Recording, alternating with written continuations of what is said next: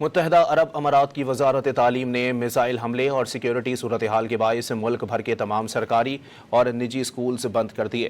اماراتی وزارت تعلیم کے بیان کے مطابق اسکول بند کرنے کا فیصلہ طلباء، اساتذہ اور عملے کی حفاظت اور فلاح و بہبود کو یقینی بنانے کے لیے کیا گیا ہے۔ ملک بھر کے اسکول اب جمعے تک آن لائن کلاسز کے ذریعے تعلیمی سلسلہ جاری رکھیں گے۔ ضرورت پڑنے پر اسکولز کی بندش اور آن لائن کلاسز کی مدت میں توسیع بھی کی جا سکتی ہے۔ متحدہ عرب امارات کی وزارت تعلیم نے میزائل حملے اور سیکیورٹی صورتحال کے باعث ملک بھر کے تمام سرکاری اور نجی اسکولز بند کر دیے۔